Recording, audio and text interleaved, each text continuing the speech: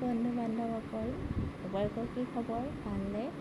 আজি অকণমান দালিকণ টেঙা খাব মন গৈ আছিলে। সেইকেইটাই দালিকেইটা তিয়াই পেলাই বাৰীতে মধুসোলং আছিলে, মধুসোলং কেইটামান ছিঙি আনিলোঁগৈ। আৰু এইপিনে দালিকেইটা ধুই পেলাই প্ৰেছাৰতে থৈ দিলোঁ। তাতে ভাবিলোঁ 2টা আলু কাটি দিওঁ, আলুৱে কণীয়ে পিটিকা কৰি খাম। আলু কণী পিটিকা খাই খুব বৰ ভাল লাগে। তাৰপিছতে আৰু অকণমান দালিত কেঁচা পিঁয়াজ কাটি দিছোঁ, পিছত দালিখিনি খাবলৈ বৰ সোৱাদ লগা হয়।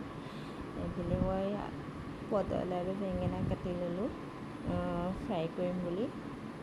অলপ পদিনা চাটনিও খাব মন গৈ আছিলে, বাৰীতে আকৌ পদিনা আছিলে আৰু মচন্দৰী আছিলে, সেইকাৰণে পদিনা আৰু মচন্দৰী গৈ ছিঙি আনিলোঁগৈ।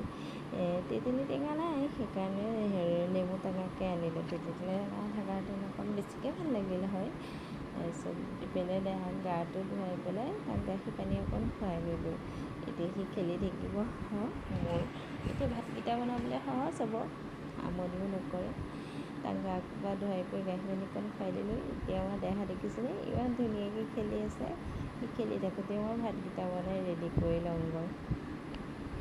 দহি ভাতকেইটা বনাই ল'লোঁ, দালিত তেল মাৰি থোৱা আছিলে। ভাতকেইটা বনোৱা নেদেখালোঁ, চিম্পুল ভাত।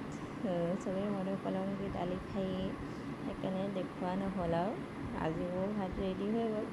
চাওঁ আহকচোন থালিখন।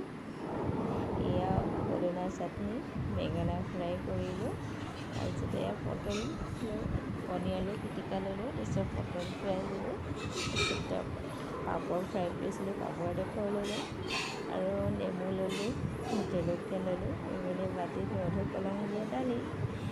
ইমান ধুনীয়া হৈছে দেখিছেনে থালিখন। আপোনালোকে কেনে পালে কমেণ্ট কৰি জনাবচোন। আজিলৈ মই আহোঁ, নমস্কাৰ।